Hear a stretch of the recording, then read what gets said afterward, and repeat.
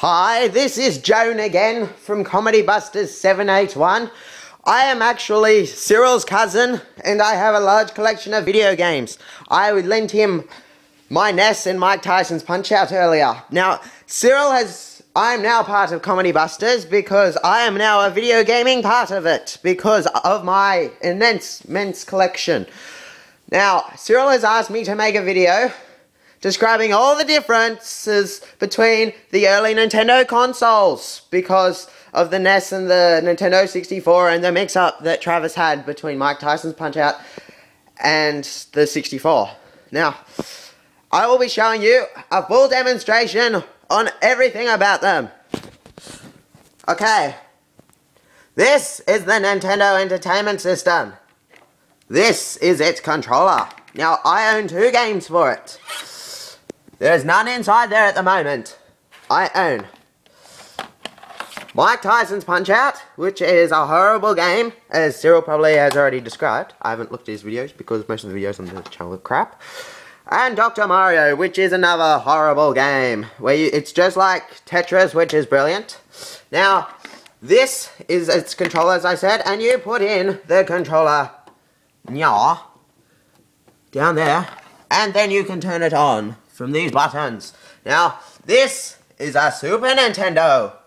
This is a game for it, and my only game, which is Race Driving, which is another horrible game. You put in the games at the top like that, and then you can turn it on using that, and you can reset the console by using that, and you can eject it by this. Now, this is its controller.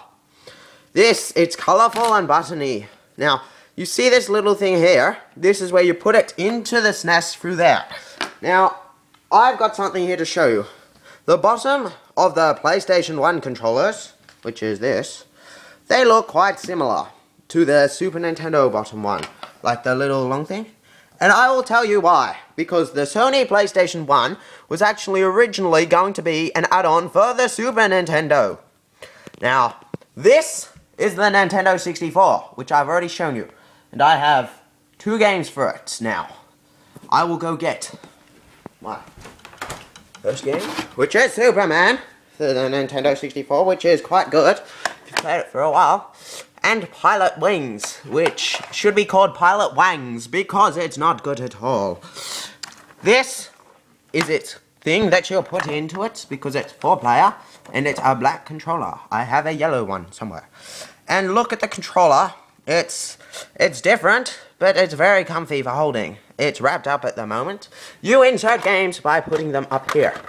Now, here is what happens if you put a 64 controller into the NES. It doesn't fit, and the SNES, but no, it fits into the 64. Now, this is what happens when you try to put a NES controller into a Super Nintendo. It doesn't fit as well, and the 64 better fits into the NES. Now, here is the PlayStation 1 controller again. There it is. Now let's try and put it in the NES. Doesn't work. The SNES? No, but it is very similar. And the 64? Not at all. But with the SNES controller, if you put it into the NES, it doesn't work.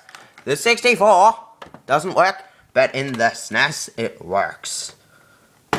Now let's try and put the NES game into the SNES console. Let's eject that. It sort of fits, but will not work. The 64, let's pull out that game. No, but in the NES, it fits perfectly. Now, let's try the Super NES game. It doesn't fit. It doesn't fit again, but presto, it fits. And now for the last thing that I'll do, the 64. It doesn't fit properly. It sort of fits, but it will not turn on, but the 64, it works. This has been a full demonstration of these 3 early Nintendo consoles. and how they rule. I have been asked by Cyril to ask you to like, rate, subscribe, and comment. Don't bother, because nobody actually does.